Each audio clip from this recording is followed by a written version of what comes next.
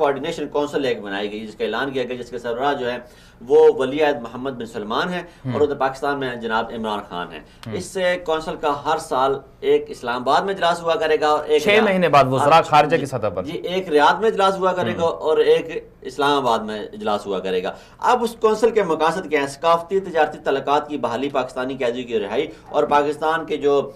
مذہبی تعلق ہیں ان کو مزید اجاگر کرنا، تعلیم کے شعبے میں، ڈاکٹرز انجینئرز کے شعبے میں مختلف فنی درجات پہ جا کے اس پہ بات کر رہی۔ تو اس حوالے سے آپ کیا کہتے ہیں کہ یہ کیسا اقدام ہے اور کیا یہ خالی ایک اناؤنسمنٹ ہوگی یا اس پہ عمل درآمد بھی ہوگا، یہ پروگرام چلے گا بھی؟ جہاں صاحب یہ اچھی بات ہے کہ ایک اعلیٰ سطح پر جو ہے دونوں طرف سے کوارڈینیشن کے لیے جو ہے اس طرح کی سپریم جو ہے وہ کونسل بنائی گئی ہے۔ اب اس کا فائدہ یہ ہوگا جو میں سمجھتا ہوں وہ یہ ہے کہ وزرائے خارجہ جو وزراء ہیں سارے، اس میں صرف وزرائے خارجہ نہیں ہے، تمام شعبوں سے تعلق رکھنے والے وزراء شریک ہوں گے، اعلیٰ حکام شریک ہوں گے، دفاع سے بھی اور باقی زراعت سے بھی، باقی چیزوں سے۔ تو میں تو یہ سمجھتا ہوں کہ یہ جو سپریم کونسل انہوں نے بنائی ہے یہ بہت اچھی بات ہے۔ اب اس میں کسی خاص بندے کا اس میں عمل دخل نہیں ہوگا کہ عمران خان صاحب خود ہی ذاتی طور پر جو ہے وہ مفاد اٹھائیں گے سعودی عرب سے، ذاتی طور پر جو ہے اپنے کسی خاص بندے کو، کمپنیوں کو بھیجیں گے، ان سے تجارت کریں گے، بلکہ ملک کی سطح پر جو ہے یہ اس کا فائدہ ہوگا۔ دیکھیں جس طرح مدنی صاحب نے اشارہ کیا، ایک طرف تو مطلب اس طرح کے جو بناتے ہیں کونسل، اس سے ایک یہ فائدہ ہوتا ہے کہ کوئی فرد واحد جو ہے اس سے زیادہ وہ مستفید نہیں ہوتا بلکہ ریاستیں مستفید ہوتی ہے۔ دوسرا اس میں ایک اہم پہلو جو میں سمجھتا ہوں وہ یہ کہ بہت دفعہ ایسا ہوتا ہے ملکوں کے ایک دن کے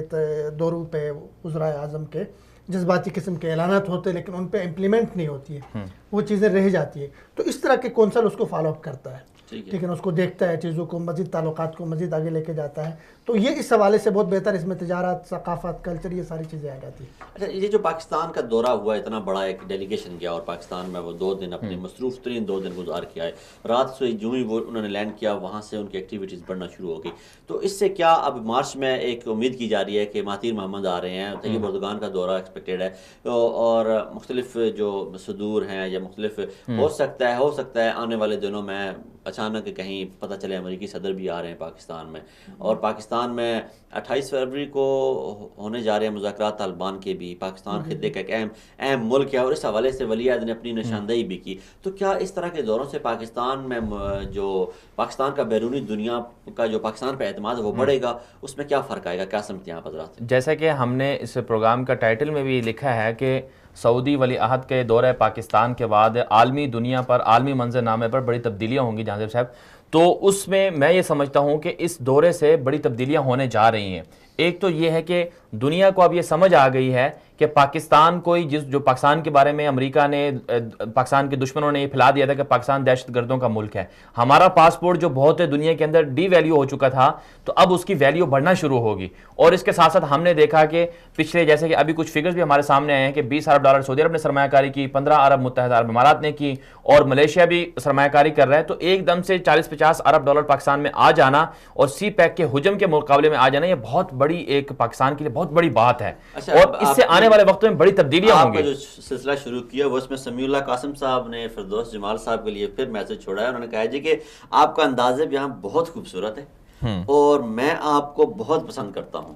چونکہ آپ سچے پاکستانی ہیں۔ پاک آرمی کے دفاع میں ایک ایسا پروگرام کریں جس سے ہندوستان کا نشہ اتر جائے۔ دیکھیں لوگوں کو آپ کا پتہ ہے، اس کا مطلب ہے کہ وہ آپ کے واقعی سچے چاہنے والے ہیں۔ میرے کمنٹس پر اگر آپ کی دل آزاری ہوئی تو انتہائی معذرت، واقعتاً ہر چیز کو سپورٹ نہ کریں بلکہ غلط کو غلط کہیں اور درست کو درست، اور اچھا وہ ہوتا ہے۔ ان کا میرے بھائی ہیں اور اس سے پہلے بھی ایک ساتھی نے اختلاف کیا تھا، تب بھی میں نے کہا تھا کہ ہم آپ کے اختلاف کو ویلکم کہتے ہیں، خوش آمدید، اور اختلاف رائے رکھنا ہر فرد زندہ معاشرے میں بڑا ضروری ہے اختلاف رائے ہونا۔ اگر ایک اسم اچھا ایک اور کمنٹ ہے، ظہیر احمد صاحب کہہ رہے ہیں کہ عمران خان نے میرا بھی ذکر کیا چونکہ میں بھی پردیسی ہوں تو اس لیے تمام پردیسیوں کی بات کی، تو اچھی بات ہے۔ لکھا ہے وہ میرے رہنما میرے محسن تم بھی کمال کرتے ہو، بادشاہوں کی محفل میں مزدوروں کی بات کرتے ہو۔ تو جیسے آپ نے لکھا کہ مزدوروں کی محفلوں میں بادشاہوں کا ذکر تو ہوتا تھا لیکن بادشاہوں کی محفلوں میں پہلی دفعہ مزدوروں کا ذکر، اس سے اوورسیز پاکستانی میں ایک بڑی خوشی کی اور چیز دیکھیں، ایک چیز ابھی دیکھیں، عرب میڈیا نے پہلی دفعہ اتنی زیادہ کوریج دی، اس میڈیا کے ہر پل کو کوریج دی، سعودی چینل پاکستان میں موجود تھے، اس سے پاکستانیوں کی جو رسپیکٹ ہے عرب دنیا میں، عرب سماج میں، ہمارے مزدور کے، ہمارے عام فرد کے، مین پاور کے، اس میں اضافہ ہوگا۔ وہ سمجھیں گے کہ جی اب ولی عہد ان کے وزیر اعظم کیا کہ میرے دل کے قریب رہتے ہیں یہ لوگ.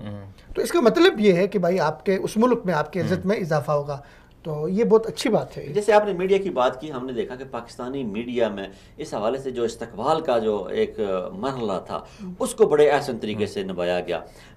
جب پاکستانی فضاؤں میں, پاکستانی ہواؤں میں اور پاکستانی ایوانوں میں جو ولیعہد کو استقبال دیا گیا, اور پھر پاکستانی میڈیا تمام پرائیویٹ اور نیشنل جو چینلز تھے انہوں نے لائیو کوریج کی, اس حوالے سے کیا تاثر پیدا ہوگا؟ اس میں مجھے ایک اور چیز کرنا ہے جس کی شدت سے اس دورے کے بعد میرے ذہن میں آ رہا ہے کہ ہمارے اسلام آباد میں ہمارے قومی سطح پر ایک ایسا چینل ہونا چاہیے تھا جو عربی زبان میں اور اسلام آباد سے اس کی نشریات ہو اور عرب دنیا کو پاکستان کا چہرہ دکھایا جائے. یہ بڑا ضروری, بڑی کمی محسوس ہوئی, بہت کمی محسوس. ابھی دیکھیں آج اسی موقع پہ اس دورے کو عرب دنیا کے جو چینلز ہیں جو عرب مخالف ہے, مثلا الجزیرہ ہے, BBC عربی ہے, ان لوگوں نے اس دورے کو غلط رنگ دینے کی کوشش کی. الجزیرہ نے تو رپورٹ کیا کہ اس دورے میں ولی عہد کو خوش رکھنے کے لیے کوئی عورتیں سامنے نہیں کی گئیں, حالانکہ ہماری تیمینہ تیمینہ دورانی اور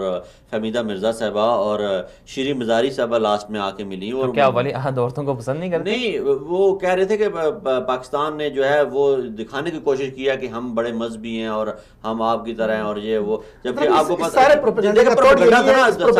بتایا کہ ولی عہد محمد بن سلمان جو ہے ان کا ویژن ہی اور ہے, ویژن 2030 کے تحت وہ تو چاہتے ہیں کہ عورتوں کو آزادی دی جائے. اس پروپیگنڈا اب حکومت کو اس پہ غور کرنا چاہیے. دیکھیں اس سے پہلے بھی ہم نے ایک پروگرام میں بات کی تھی کہ امارات میں اور عمان میں انڈین فلمیں ریلیز کی گئی جو پاکستان کے خلاف بنی, ان کے سنیماؤں میں لگی. اس کے بہترین طور جو میرا آئیڈیا ہے وہ یہ کہ اسلام آباد میں ہمارا قومی سطح کا ایک ایسا چینل ہونا چاہیے جن کی ٹوٹل نشریات عربی زبان پہ ہو, پاکستان کا پوٹینشل دکھائے, سیاحت دکھائے, پاکستان کے مذہب سے وابستگی دکھائے, پاکستان سے عربوں سے پاکستان کی محبت دکھائے, یہ چیزیں. اس کے علاوہ پاکستانی میڈیا میں تو ایک تبدیلی محسوس ہوئی. کل احمد قریشی صاحب ہمارے پروگرام میں تھے, ان سے بات ہو رہی تھی, بڑے اچھے دوست ہیں بھائی ہمارے, تو انہوں نے بھی بڑی خوبصورت بات کی کہ حیرت ہو رہی ہے کہ پاکستانی میڈیا عموماً چونکہ زیادہ فنڈڈ ہوتا ہے باہر کا, ٹھیک ہے, مختلف لابیز کا فنڈڈ ہوتا ہے سارا کچھ, لیکن اس دفعہ شاید کہیں سے دباؤ تھا یا ویسے ان کو عقل آ گئی, مثبت رپورٹوں کا وہ تھا قومی مفاد میں بات کی. میں اگر جہاں صاحب اسی